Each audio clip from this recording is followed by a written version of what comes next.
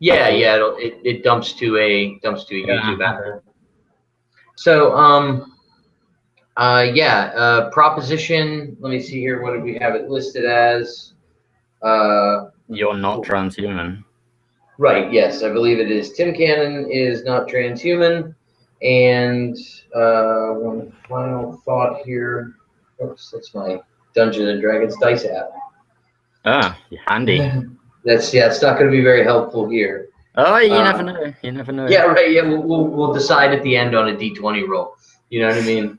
First, a critical miss loses. That's how we decide these things. Yeah. All right. So I think it was just a few messages before our last one, which was, let's see here.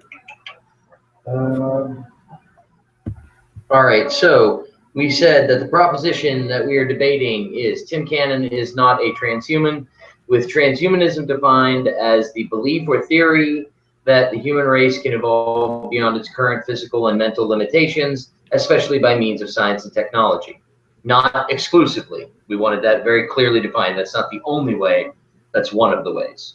And transhuman as being one who has evolved or exceeded their current physical and mental limitations through the use of technology and other techniques. Is that correct? Yeah, sure. Okay. Propositional opening statement format of the debate was agreed to be 2 opening statements of 5 to 7 minutes, 1 per side, with the proposition going first, and then 2 rounds of rebuttal, 3 minutes apiece, and then a closing statement of 5 minutes. I will get my clock up here and clear timer, and let's see here. Delete that, and we'll say 7 minutes. And opening statement goes to Peter. So go ahead, man. Okay. So why are we here? Basically, my point of view is I'm not interested in winning and losing. I think that's the first thing I'd like to say. Basically, my motivation for being here is to have a chat with Tim. My preferred way of doing this is actually the Socratic method. So I actually feel I'm not keen on the debate format and having strict rules and having a referee. And in fact, I actually said to Tim before we started that I might actually choose to break the rules because that's the kind of guy I am. And if I feel like it, I'll maybe, I don't know, we'll see, so because I don't like the rules anyway, I don't think they help us. So that's really the first point. And that also, the next thing is you actually seem to want to win. It seems to be important to you to win the debate. And that is part of my arguments why you're not transhuman, because I don't think a transhumanist would be so egotistical. I don't think their motivation there would be enlightened. And this is going to be tricky because you'll ask me to define what enlightened means. And I don't know how to do that.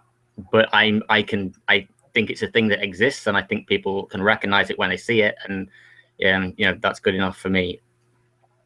So the issue is basically the ego thing with wanting to win the debate. That to me alone tells me that you're not transhuman because you haven't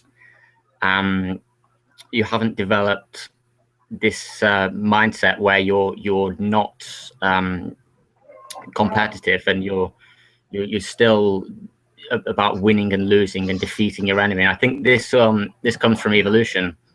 We're hardwired to want to defeat and the alpha males and assert dominance. And I think basically, this is my argument why you're not transhuman, because you still appear to me to have all these things that are, they're what animals do. And the point about transhumanism is to go beyond being an animal.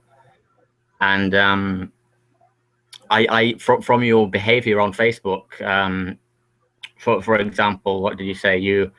I questioned something you said, and you insisted that I was butthurt. That it's not. it doesn't sound very wise, doesn't sound very enlightened. What else did you say? There's a few other things on the Facebook thread. Like, I mean, it basically started when you were attacking people for inviting you to their transhumanist groups, and I think an enlightened transhuman, they wouldn't behave in the way you did. They wouldn't be very aggressive and very egotistical and say, you know, like you're basically putting them down and you know. And I think the only reason the humans do that is for their own ego and to make themselves feel better, and that's not, to me, it's not how a transhuman behaves. So, you know, in your situation, what I would have said is, okay, I don't like all these crap Facebook, because actually I agree with you entirely that the Facebook, you know, Facebook is shit. Don't use Facebook. But I wouldn't have tried to put them down. I would have said, hey, look, it's good that you're trying to share these things, and we appreciate that you want to be involved, but sharing things on Facebook is not it's not good enough. It's not the only it's not, it doesn't help us at all. What we should do is encourage those people to join the hack spaces, you know, go out and do something. Even if you've never done it before, you can't code or whatever, you've never done any biology, go to a hack space, get involved in projects, see what other people do. You know, I would encourage them to do that. And I don't think you did that at all. It was your entire Facebook thread, and everything you said on Facebook was putting them down and, you know, insulting them. And the next point to bring up is the whole cyborg thing. I mean, obviously you're famous for, I don't know what you did, sewed a Raspberry Pi under your skin or something. And if your argument about transhumanism is, oh, I become a cyborg by putting something under my skin, that's not going to hold any weight with me, because it's the definition is it's mental and physical, and you have to do both of them. And if you're only changing yourself physically and becoming cyborg, you know, I can imagine a situation where you know, you have these superhumans running around, you know, they're jumping over buildings and they've got all the cyborg gear on or whatever, but they're still acting like complete dicks to each other. You know, that's not, to my mind, that's not what I think when I think transhumanism. It has to have the mental side. You know, it has to be, you have to have this spirit of love and cooperation, and, you know, that is vital to it. And furthermore, I would say that if I think we could be transhuman even if we were still cavemen. If we lived in caves and all we had is fire, you know, whatever, very, very primitive, I think the technology is not essential at all. I mean, well, the important thing is critical thinking, language, and these are technologies, you know, by definition. And so just by those things, be critical thinking, rationalism, language, we can become transhuman. And technology is not really important. It's nice to have the technology, and it's, you know, it's a bonus, and it can help with some of those things, like with computers and blockchain or whatever. It can help us become transhuman, but it's not absolutely necessary, and certainly not, the technology alone is not enough to say you're a transhuman. I guess that'll do. Okay. I will go ahead and reset and make my statement in response. What will you do if I interrupt you? I guess I would pause my time, which would just basically give me more time to continue to interrupt or to continue to my opening statement, I suppose. But if you interrupted me too many times, that would obviously be a kind of a breach of etiquette, yeah, which I would say is then, you know, I'm not going to continue with somebody who can't abide by the rules. I would call you butthurt in that case, but okay. Okay. I'll be nice. I mean, yeah, I was definitely quiet throughout your whole thing, and I had rebuttals that I would have liked to have said, and I didn't. Of course, but this is my point: is that it's the format is restricting to me. You know, you're making a lot of points. It's so much better. I mean, you're aware of Socratic method, Socratic dialogue. You know, that's how I would address things one by one. And in fact, I missed. What was I going to say? Oh, I yeah, I prefer missed presenting an argument, but it is, if I could go ahead and make my opening statement, that'd be really cool.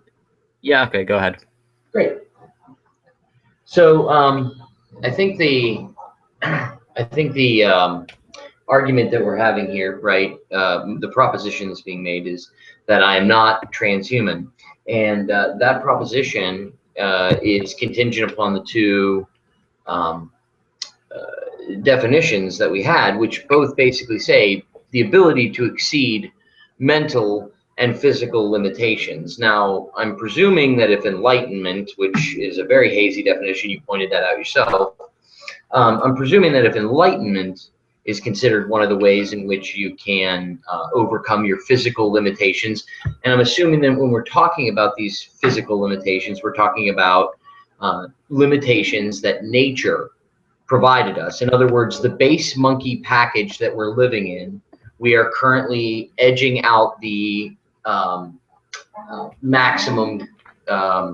We're coming to our maximums, right? We're using the maximum potential of our brain for mathematics, right? As opposed to how our base package would be, right? They wouldn't be able to do these sorts of mathematics. They wouldn't be able to do these sorts of things.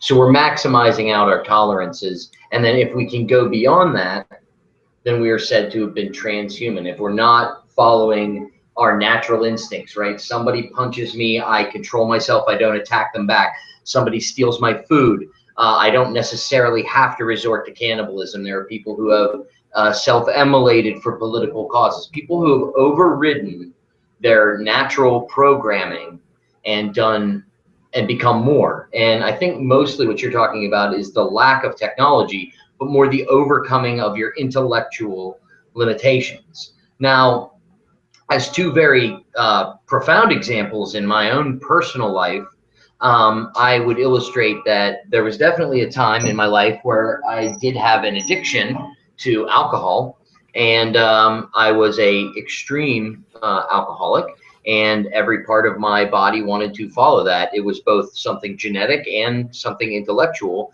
and it had two components to it, both of which were causing me to behave in a certain way. I overcame both of those things. So I would argue that that is at least one way in which I violated my natural programming intellectually.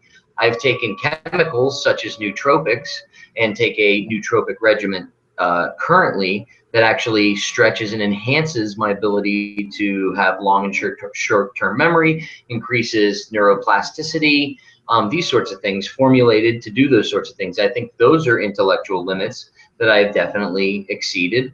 As you mentioned, I've done a couple of experiments in a grinder space, and those have all been things where I've exceeded my physical limits, and in many cases, physical and mental limits. So for example, in our bottlenose experiment, we are using pulse magnet technology to speak to implanted finger magnets and transfer data between the finger magnet and devices. Now, in that case, we've actually had to train our brains to use an entirely artificial nerve signal, right, using completely artificial hardware. But not only that, our brains have had to learn to interpret that as data. And so that actually took training to where we could feel numbers, and we were using an artificial sensory organ in our brain in a way that we didn't expect or anticipate. I mean, we have overcome limits, both mental and physical. Now, I think that you did make points about how a transhumanist wouldn't compete over ideas, but I would argue that that is completely incorrect. If I meet a transhumanist who says it's not okay for women to have abortions, for example, or for these particular things, I would get into a competition of ideas with that person, and I would attempt to illustrate to them that, in fact, I do believe that women have certain types of reproductive rights, and I want to win that argument because I want there to be one less person in the world believing that sort of thing. So I think the transhumanists definitely would compete over ideas. It doesn't necessarily mean that you're willing to hurt somebody, which might be a more natural approach to things. If you look at how our ancestors handled a lot of their disputes, it was definitely through physical violence. We don't do that anymore. That's another way in which we've overcome our physical limits. And I would say that basically being an animal and having a lot of these natural features that we have, they're definitely things that encourage us to behave in one way. And any time in which we're going towards a more thoughtful pattern and away from a less thoughtful pattern, and more empathic, I think that we're going in the right direction. I don't think that means that there is no room for curt discussion. I believe that it causes people to think in a different way that can be thinking on their feet in a different type of environment. When we all want to kind of engage in these certain types of dialogue where everybody's got the spirit of love and enlightenment and peace, and we can all play bongos and it'll be great. And I don't think that that's the only way to discuss an idea. I think that when you're taking a more Hitchens-esque tactic where you're being somewhat aggressive to throw your opponent off balance, and where there is a winner and a loser and where it is competitive, I think that truth can come out in those ways too. I think that there's a space in the world for multiple ways of getting at the truth, and this is one of them. Now, I was making a statement about transhumanists on the internet not asking my permission to put me in certain groups. And that was what I was upset about. And I think that everybody understood that what I was actually upset about was the mechanic of Facebook actually doing these sorts of things, and how it is extremely rude for people to add you to a group that you do not affiliate yourself with. That if I added you to the Aryan Brotherhood group tomorrow, I think that you might be a little agitated. Even though I'm sure you might think that we should all listen to those people and see if they have some good shit to say.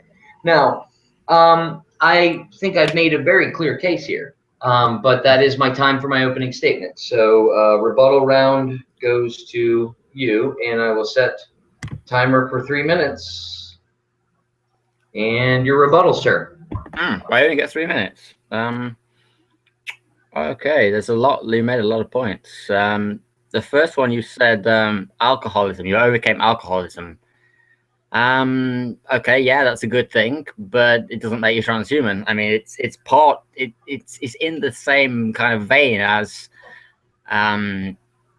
overcoming the brain that evolution has given us. But I think we're talking about the extent here. It's to what extent is that? And yeah, it's a good thing. Yeah, it's on. I would say it was on the path to becoming transhuman. So I can accept that argument that you were on the path, but I don't see that as a reason why you have arrived at the the destination where. And I think it's not a binary thing. It's not you suddenly one day you become a transhuman. It's a sliding scale. You go from becoming an animal. You can look at, say, dogs, and you can say they're less transhuman than humans. Their behavior, because they don't they have no concept of language. They have no he's disappeared. Okay, I'll continue. He has no. The dogs have no concept of language. Their ideas about the future. They can't look at years ahead into the future, and so on. So they're all the dog is doing, or any kind of animal like that. All they're doing is basic instincts, and you could argue that they're zombies and so on. So it's a sliding scale. It goes from how animals behave to and the end of that is to be what the Buddhists call enlightened. And this is a hard to define thing, wisdom and so on. What does it mean? And I cannot give you a strict formal definition of that, but I can say people recognize it when they see it. I don't think you've addressed my point about Facebook at all. I mean, you say your argument there is that you want to be right. Yeah, but that's okay. It's the way that you do that, and if that way is for example, if you're a sophist, you're using underhand tactics, then that's a bad thing. Even if you get to the right conclusion, you know, you're using underhand tactics, you're using sophistry. That's actually, you know, worse than maybe not doing it at all. Even if you manage to trick someone with those underhand methods, you know, so what? It's not good. There's a few other points I didn't get around to addressing, but yeah, I'm out of time.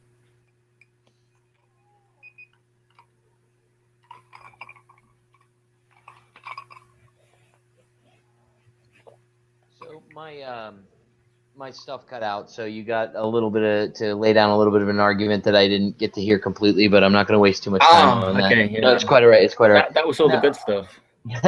So I would say that I think the broadcast still caught it, but I would say that in terms of consciousness and in terms of the way in which a lot of this stuff functions, like I had heard you kind of saying, like, this is a scale, and at the end of that is enlightenment, right? But I think that when you take a look at the criteria for being a transhuman, I think that a warlike tribe that conquered through, and I wouldn't want it this way, but I think a warlike tribe that conquered through time and space, but was able to do massive calculations in their head and was able to think 28,000 steps ahead and had a 10,000 year plan, right? And they evolved from us, right? And they were mostly non-biological, and they could do, like I said, massive calculations in their head. I would say that they would be transhuman. Would they be good? I don't think that's a good end. I don't want that to be the end of this particular thing,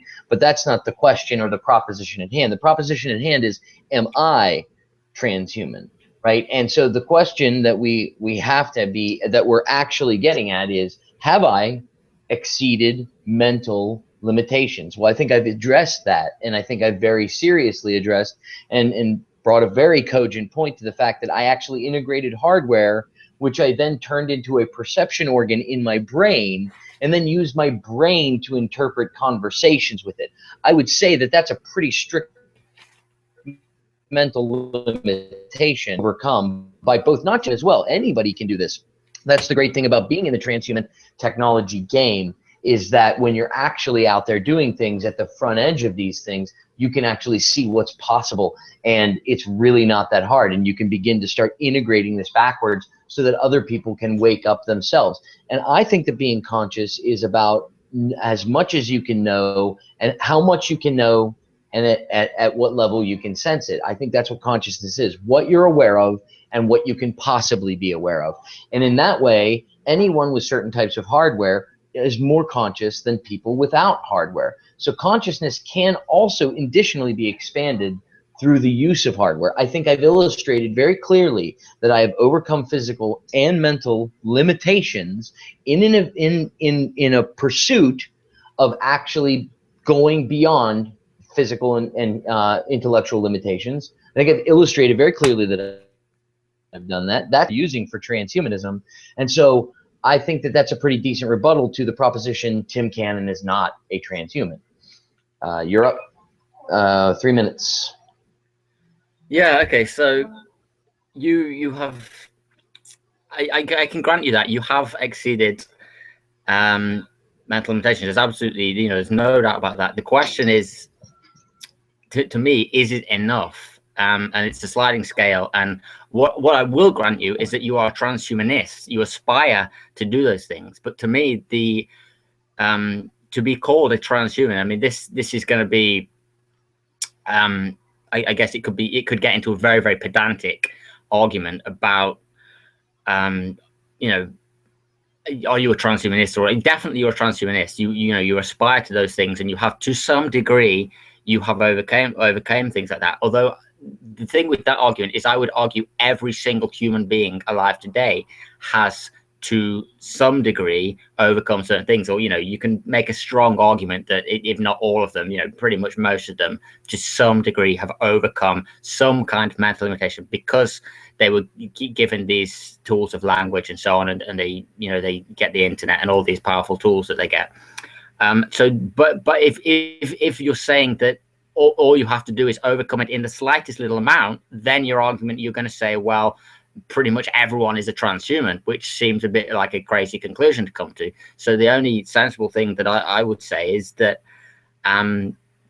it's not enough just to overcome it a tiny bit. It's to the degree to which you overcome it. And to be called a transhuman, you know, you have to have done more than just a few small, you know, overcoming a few small mental things. It has to be completely what you are, how you think, what you are, and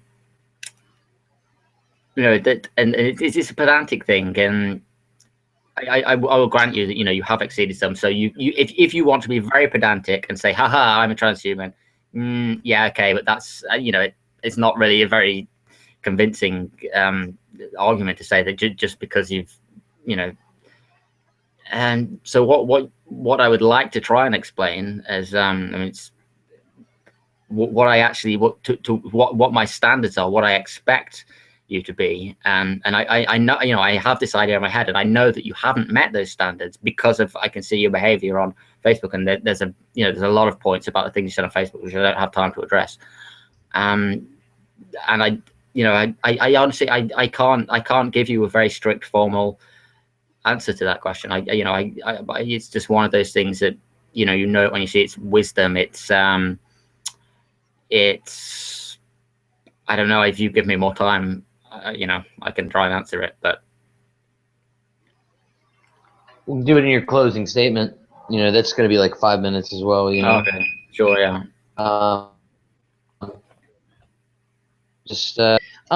You know, I think I heard a lot of like, is it enough?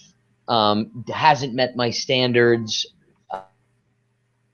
How much to become a trans, and that we're all going to be possibly considered transhuman. And I think that harkens back to kind of something that you actually said, which is that consciousness is a sliding scale, but it's not just a sliding scale, right? I think that's an oversimplified view of it, because you're thinking that it's going from 0 to enlightened, 0 to peaceful. But there are things that are having conscious experience which make really rational decisions to be warlike, to be violent, to be these sorts of things. Consciousness, something highly conscious, cannot have the brain chemistry or the brain patterns to ignore violent tendencies. It can ruthlessly solve problems. So one could think of an evolved consciousness that came from something that ruthlessly solves problems, and of course that thing would succeed and could then go on to exceed its physical biological limits and intellectual limits based on its biology. It could go on to do all those things, right? It is not a scale of 0 to enlightened. So I think that right now there's a kind of a prejudice showing towards this concept that, hey, to be transhuman, you must be enlightened, you must be kind of this sort of interested in this sort of peacefulness. Now, I actually am interested in those things. I'm interested in people taking it less personally when people poke and prod at them. I'm interested in having more rational discussions. I'm interested, maybe we'll spend maybe 10 minutes doing just regular Socratic dialogue to challenge each other's ideas. I think that's a great thing. But I also think that there needs to be a space for formalized dialogue like this one. And when you talk about things like proving a point, I think that you're talking about kind of boxing things in a way that you say, well, I'm the one who can define it. I know it when I see it, and you're not this. Well, that doesn't necessarily go back to our definition. There are many people who consider me one of the most modified people on the planet, right? And one of the most modded out people on the planet, and one of the people who has extended their brain into this space, putting his own flesh and sanity and mental space on the line to do a lot of really experimental stuff. I'm dedicated to this, and I'm not disagreeing with your proposition that people need to be less physically aggressive, and that sort of thing. But I think that there needs to be a competition for good ideas in some cases, and I think that a format for both types should exist. I think a proposition for Hitchens-esque aggressive argument exists within transhumanism, and that's my time. All right, 5 minutes for closing statement. Is this the last one? Yep. Okay, you said warlike super beings, and they're transhuman. To me, no. You can get people, humans, jumping over buildings and all cyborged out, whatever. That is not enough. It's all the physical side. Yeah, they've overcome all these physical limitations, but it's the mental limitations. And the question is, what is why? Okay, I'm saying that we should love each other. We should be peaceful. And the question is, why that? Why can we not be warlike transhumans? And the answer to that is because being nice, basically, due to the way we happen to have we happen to be because of our evolution. Being nice, it's nice to be nice. That's a simple. It makes us happier to be nice than it does to be violent and aggressive. And that's the reason why to be transhuman, because transhuman is the ultimate stage, the best thing. And to be the best human, it's to be the happiest. And to do that, we have to love people, and we have to get rid of the ego things, and not to want to defeat our enemies just because of these evolutionary hangovers. That's the thing that, to completely overcome those things. What else was there? Consciousness, like, yeah, it's just if you say that you're not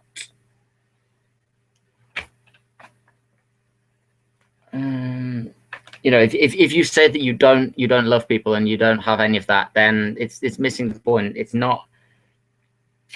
I don't think you can be happy like that. Essentially, that's what it comes down to. It comes down to to be happy, and you can't if you have these aggression. Now, one of the points you made was the aggression could be okay. I mean, the answer to that is, does it get you at the truth? Does it help to get you at the truth? And you can make arguments like, oh, Hitchens, whatever, was very aggressive, but for a good reason. And yeah, there is that argument, and it's it's 2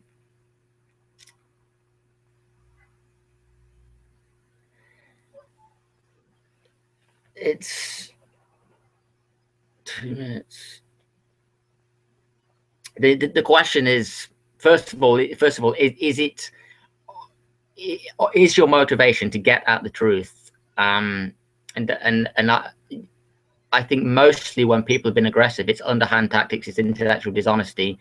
They're using these fallacies as just simple tricks to trip people up, and where I think in the best discussions I've had, there hasn't been this this desire for either party to win, and it seems in a lot of the things that you've said that you want to win, and you're saying your argument for that is, well, this is good science because good science involves winning, and I don't agree with that. It's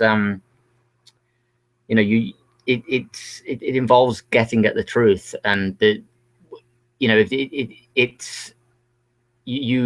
one of the problems with, if you say you want to win, you get into your head then that if it turns out that you're wrong, you can't change your mind, because then the evolutionary stuff, oh, I've been defeated, and if that's your mindset to win, it prevents you from doing good science and good reasoning because of these evolutionary hangovers, because you feel defeated, you feel bad for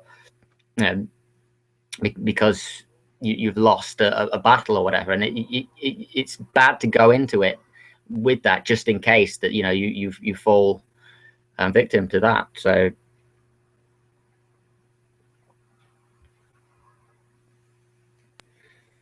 how much time do I have? Is that counting down or up? Down?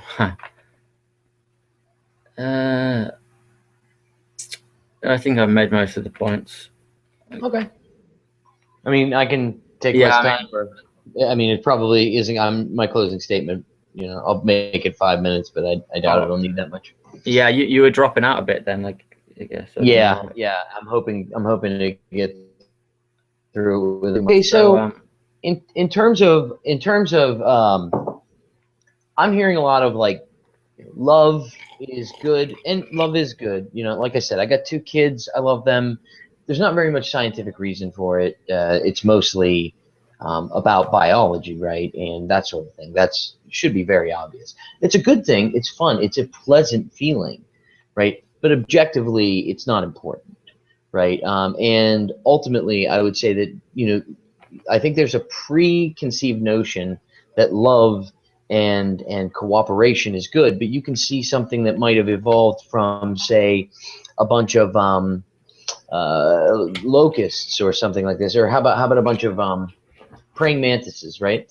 Um, a society that evolved out of praying mantises might find it actually unethical to not eat your weaker brother, right? Because there's only so many resources, and your mom has thousands of kids. It's unethical. He's going to live in weakness, and that is worse than growing up full. And so we should eat him, and that's the only ethical thing to do. You're tuned to your ethics by the meat suit that you're riding in, because that's what you've evolved to prioritize, right? A lot of what we think and feel it seems like it's well reasoned, but it's actually coming from much older and much more ancient circuitry, right? And this is one of the reasons I feel that we need to leave biology behind and become transhuman, so that we can participate in this experiment and find out what's there, right? It feels like love is important, but I can't really tell, can I? Because the actual thing in my brain is tuning me to believe certain types of things. And there's things that I can't help, right?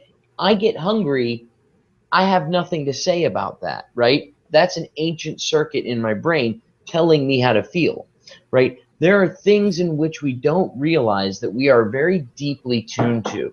And what I'm talking about when I say transhuman is somebody who is willing to leave that package behind and find out bravely, with fearlessness, search out the answer to that question, not with preconceived notions that love and enlightenment are important values, but people who want to leave the animal behind and see what comes. I'm interested in a query of the truth, not putting my preconceived notions out there to kind of guide transhumanism. I'm interested in the journey, not the destination. And so when people come along that kind of make this assertion, you're not transhuman, yes, you've exceeded this, and yes, you've done some things here, and yes, you've done all these other things, but you're not headed in the direction that I think you should head. And all of a sudden, then it's religion. Then it's religion. You're not Christian enough. You're not Jewish enough. You're not New Age crystal aligned. This is bullshit, right? And these are the kind of things that I need to put forward in the transhumanist discussion. Things that I want to put forth in an aggressive, yes, Hitchens-esque way. Yes, I am an asshole, and I definitely blame myself on that. And yes, sometimes I go too far, but I do it to knock my opponent's opinion around a bit to see if it's robust enough to stand up against the test of time. Because I'll tell you, privacy is a very important principle and concern that we should all have. But you know what? I don't believe in privacy enough to be like, a guy with the plans to the nuclear bomb that's hidden somewhere is entitled to privacy. Yes, I will violate that guy's principled privacy to protect hundreds of thousands of people from nuclear winter. That's obvious, right? So these kind of notions where we very simply box up these principles and then we kind of say, this is how it should be. No, we don't know. Transhumanist means a very loose definition, and that's why I was very keen on getting definitions for this. Transhumanist is somebody who is attempting to leave the animal bondage and baggage behind, right? And see what a real consciousness is when not tuned and not abused by nature and natural things that made us want to kill, want to do other horrible things. The things that kept us alive, the things that if we didn't do those horrible things, we wouldn't be here to talk about it, to have these discussions of principle. So from my perspective, I have attempted to go beyond that package. I continue to. That's what I'm known for, right? And so when somebody comes along to say, hey, you're not transhuman, when I've dedicated my entire life to it and have definitely achieved that in small part, and to say, no, you're not that because you don't fit into my weird definition, I'm sorry, I have to oppose that. I felt that that was actually a pretty good discussion. I think that you Yeah, attempted to sure. lay out an argument. I think that I attempted to lay out an argument. I don't think it was that bad. I hope you don't think it was that bad. I don't mind doing Socratic dialogue now, but I want to bring back this competitive debate kind of feel to things. It allows for things to be proper. I mean, there's a reason you wash your hands before you do things in a lab, right? It's because there's a protocol, and that protocol is there because it boxes things in and reveals them in a certain way. Yeah, I mean, one of the things you said, I actually think you are on the right path. My only criticism is that you've not gone far enough yet to be called fully transhuman. And I guess we can distinguish between fully transhuman and transhumanist, which is, or you know, we could have transhumanist for someone that likes the idea but isn't doing it, and then we can have word for someone that likes the idea and is actually trying to do it, and then we can have someone, you know, to me, transhuman means you've got there, you've done it, and Well, and so see, that's why I like your discussion about consciousness. Like, I agree. I think a roundworm is having an experience. What that experience is like is probably very much like light, light. I'm following light, yeah, sure, right? But that's its experience, and I think the dogs have a much more rich and complex experience. They're able to experience suffering in much more fine ways, right? Much more, they're able to experience suffering in a much more yeah, infinite way than say plants, sure. right? Maybe And they I even think have that language, you know, right, limited and language. or like there are definitely things like, well, do plants feel pain? Well, they react to being Yeah, uncomfortable. You know what I mean? So do they? I don't know, right? And so I think that there's definitely. So you had said like this consciousness is on a scale. It's not a Boolean, and I like that. no, I agree with that. well, yeah, I do agree with that. I actually said transhumanism was on the science scale, but yeah, consciousness as well. Yeah, Right. And so like when I think of yeah, transhumanists, I think that when you look at it, you can't say that people that are on the outer edge of that, people who have pushed themselves further, potentially further than you, maybe not in the exact directions. You know, maybe you focused because transhumanism doesn't seem like your only goal. Right? It's not just about exceeding; it's about exceeding in the right direction. And I think that that's a great thing. I'm not arguing that we shouldn't be investigating and evaluating the ethics of the directions we go. Right? I just don't think that that is the only, you know, I don't think that dropping, you know, snarkiness, right? Snarkiness is amazing, right? Like wit and competitive wit has a place. You know what I I'm not mean? convinced.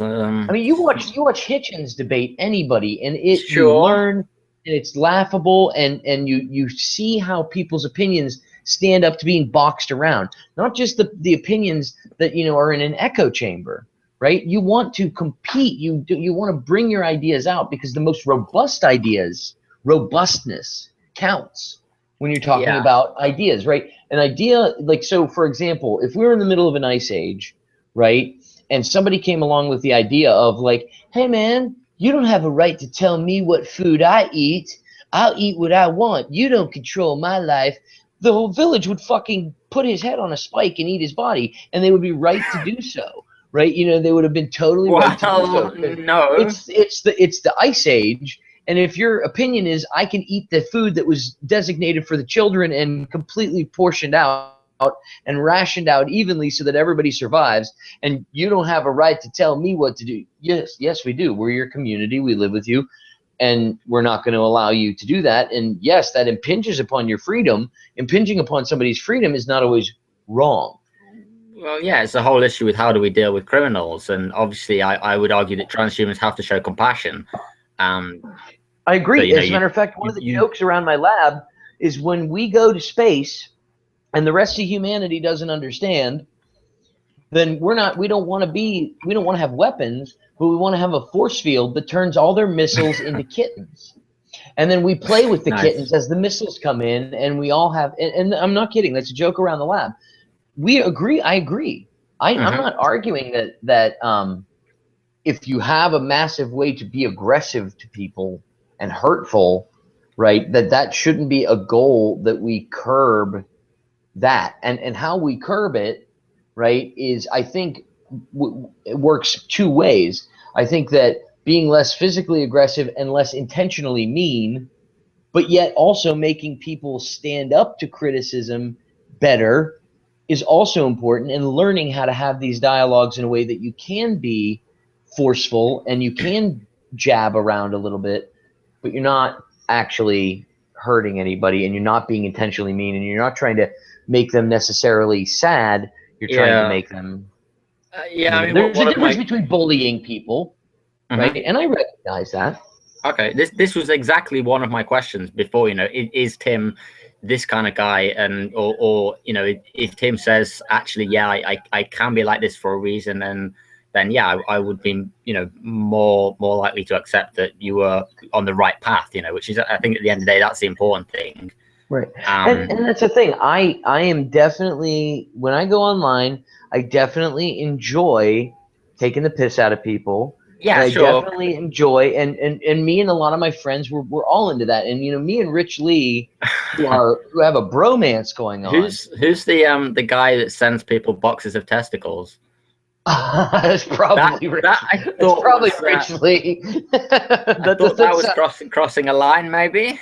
Well, I mean, and I think it wasn't Rich. It was the other guy that had the whole Turing story about the 7 dwarves, and I was like, literally, what drugs are you on? Because I want some.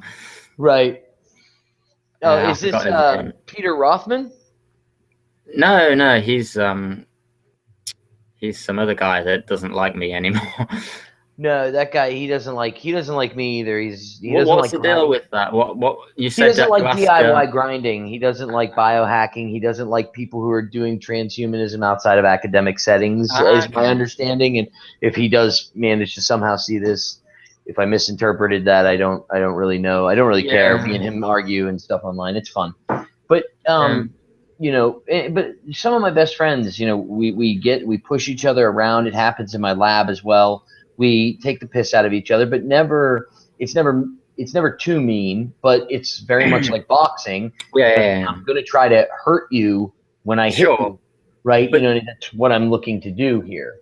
The thing about that Facebook thread with the adding to groups, that I didn't see anything where he was saying, okay, I appreciate that you're passionate, and yeah, well, that it's nice, and I appreciate that you want to help, but I don't. It was entirely destructive. There was no constructive criticism there, and that's the thing that made me go, huh? If you were a real transhuman, really enlightened, you would think, if I was really enlightened, I can harness those people. I would agree. I don't disagree with you there. If I was really, I disagree with the mixing of the two terms of transhuman and enlightened. I think you can be transhuman without being enlightened. I think that enlightenment is important. This is where we disagree. I think enlightenment is very important, right? I don't think that it is. I don't think they're mutually like. I don't think that they exclude one. No, to me, they have to be enlightened. So I mean, I think I don't think that the majority of the transhumanists, even the transhumanist philosophers that came up with the term, would agree that enlightenment is integrally linked. I think that in many cases, you find people who have this conception of enlightenment. Ironically, it's like these people who wake up Christian, right? And they're born into a Christian household, they become Christian, and then they go to themselves, how lucky am I to have been born in the right religion? Yeah. Right? Sure. Like, okay, so when you take a look at these principles that enlightenment tends to glorify, they're massively suited towards the ideal monkey in a tribe of 200 people, right? They're not necessarily objectively good or bad, right? They're actually considered to be desirable traits because we are a group primate, right? Yeah. Which means that some of our consciousness and the decisions that we think we're making are actually being driven. And that's very, very important to understand from a philosophical level, that, you look at like the bonobo versus the chimpanzee, right? And the bonobo are having a great time, right? I don't know if you know about them, but they were like, basically the chimpanzee and the bonobo split off from one another. One was guarded by a river in front and mountains to the back, and had a whole bunch of fruit, basically where they evolved. So they evolved in abundance, and the chimpanzee had his back to a savanna and like had a lot of scarcity. So what does the chimpanzee do? Well, it evolves to tune to scarcity, right? Which means banding together, which means having these sorts of things. If you were to look at a bonobo, no bonobo in the world would value physical violence, right? It just wouldn't happen. In their culture, all problems are solved through sex. Okay, all of them, right? And so conflict is resolved that way. Okay, so if we were to look at the way in which these things interact, I think we would see that they would idealize a whole different set of enlightened principles, right? Which might have something to do with being gluttonous, but also being kind and this sort of thing. Yeah. So I think that when you look at, hey, what's up, buddy? Hey. So if you were to think about like what our enlightenment is, it has everything to do with the animal that we grew up definitely. as. That's what we're given to start with. You know, we can't. We can't. And that's not a good thing, because if you know, like that's the thing, we're tuned in a certain way. We don't objectively know. And so until we get rid of the brain and have a completely artificially designed brain, we're not really going to know what we think is enlightened until we're off the animal that is forcing us to think in certain ways. And that it tends to be one of my biggest arguments, is that enlightenment can't happen. We do not have the hardware for enlightenment. No, I disagree with that. I think we have the hardware. We can do advanced mathematics. We have powerful language. We have computer language. We have all the tools we need. The thing that is holding us back is the hangovers, and it's overcoming that. But that gives me something to latch onto right there, right? Is the fact that you're saying like, well, I think that we can do advanced mathematics. So if you could do better advanced mathematics, then arguably you could be more enlightened. I mean, if it requires some mathematics, obviously it's got to be beyond 2 + 2, right? Obviously it's got to be able to statistically amalgamate where rights and principles make an effect, which requires all kinds of logical circuitry. So if you have better logical circuitry, stands to reason you could be more enlightened, yeah? Yeah. I mean, one of them, Eliza's things, Yudikowsky, less wrong, is how important Bayesian reasoning is, and people don't get that. And he's like, well, when they get that, then they'll become better than human. And, you know, that's what could be one of the steps. Right. So, yeah, I mean, and they've actually made some circuit processors that actually use Bayesian logic rather than Boolean. And, you know, and I'm for that, because you're talking about learned sets of data, but you're also talking about, kind of like deep learning principles. But then I also like that there is no certainty, right? There's no ability to be certain in Bayesian logic. You can only assess probabilities based on previous they did this events. For fuzzy logic was a long time ago. And so I think that, I think that in the generic argument here, I think what the argument I think we should have debated, right? Which is what I think that when we got down to it, what you wanted to debate was whether or not transhumanism required enlightenment. And because that's the question. I think that are they integrally linked or not? I think that that's an argument that we could have in a future sort of thing like this. I'd love to have these discussions, keep them recorded. We can transcribe them, and it could be a series of dialogues between two people early in the transhumanist movement that could, who knows, we could get to some philosophical bedrock. I'm constantly asked at conferences and things these ethical questions, and constantly getting basically from the intelligentsia, right? You know, these people who have philosophy degrees from Harvard. I mean, I'm a high school dropout. You know what I mean? So, you know, I tend to tell people, like, that's not my job. I'm not a philosopher. That's not my job. Right. My job is turning screws and building circuits. I'm a hardware engineer and a software engineer. That's what I do for this movement. Right. But it seems like if you do this stuff, you apparently have to do the philosophy work too, because the guys from Harvard and the guys from Oxford, their answer is, well, just don't do it.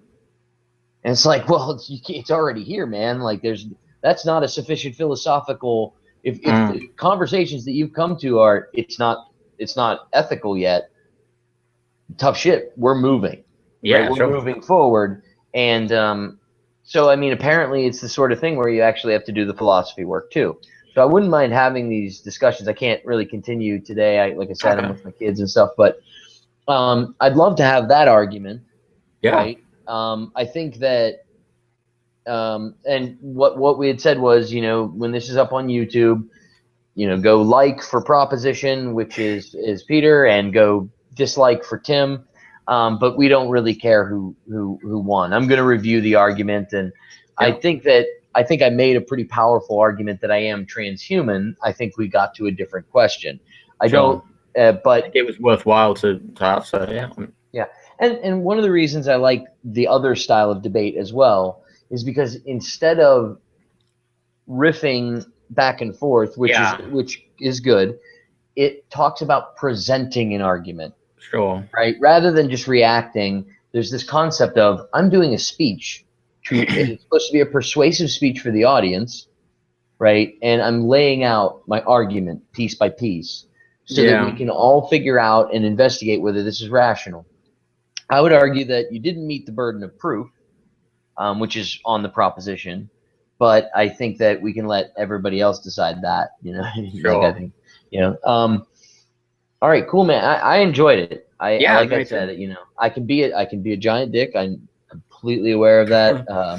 But at the end of the day, I do want to get to the truth, and I want to Yeah. participate in these sorts of I would argue conversations. we're on the same path roughly, and you know we share an appreciation of Bill Hicks and Christopher Oh Hitchens. yeah. Oh my God, dude. It's you know, one of the things that kind of changed my opinion and really did. I mean, it was part of the kind of Bill Hicks's early work, and actually all his entire catalog really kind of shaped some of my transhumanist thinking, and kind of it Yeah. did give me the same impression that you did, like this whole concept of it's just a ride. Yeah, that's Right. definitely important in terms of the philosophy. Yeah, and Right. people take And things too seriously, and I spend a lot of the time telling people, yeah, just have fun. You know, absolutely. I think there's one of the huge bad things about transhumanism is these people who are very stuffy and all like, oh, we have to be taken seriously, and I'm like, no, we have to make progress. We have to be fun. We have to be That cool people. Not absolutely. This is why, you know, a lot of people like look at what we do. You know, they call us grinders. We do a lot of like punk rock kind of yeah, like, I mean, like I said, the average night at my lab, you know, is like maybe like 4 or 5 of us. We're all doing science. We're listening to Wu-Tang. You know what I mean? Like, you know, people are drinking beers. It's a good time, right? yeah, It's not yeah. it's That's how not it that should be. serious, Yeah, right? And we're investigating and probing some of the most important philosophical questions that are coming in the future. What is it to be human? What happens when we change? These are the things that are being discussed nightly at the lab. I'm interested in getting to the truth. I think that I think that maybe we continue to have these dialogues, and because I'd really like to get at the argument of if enlightenment is integrally linked to transhuman, which I am very skeptical of, but if it is integrally linked, or you know what, even if it isn't, how should the ethics of enlightenment yeah, sure. Yeah. impact the directions that we head, and that sort of thing? Because once we start talking about going into the brain and changing things, you know, if you're talking about like, hey, let's take the aggression circuit and ramp it down really low, Yeah, I and then all of a wouldn't. I sudden, wouldn't. right? You know what So I mean? I agree with a lot of your points about there is a place for it. One of my questions was, well, does Tim is Tim always like this and out of control, or does he, you know, is he using it for a purpose? And yeah, I'm happy that after speaking to you that yeah, you are actually using it for a purpose, and that you know it's okay. And I wouldn't say no, that shouldn't ever be done. Or all I would say is that it's nice to be more encouraging of people, and you know you didn't do that, and you could have. You could have got some more people into hackerspaces. That's what I would say. You know, fuck this Facebook group. Go to your hackerspace. Don't invite me to your shitty Facebook groups. Go to your hackerspace. Right. And you know, it's funny. I tend to say that, and we like a lot of our early adopters were not technical people. You know what I mean? The guy Yeah, who's my chief of engineering is a barber. You know what I mean? Like, yeah, sure. and this sort of thing. So you know, we definitely have taken a very egalitarian Oh yeah, approach yeah, yeah. It's not to rocket science. transhumanism. Right. Yeah. I mean, you put things together, you figure out what's going on. You know what I mean? This sort of thing. Yeah, I know. I'm not.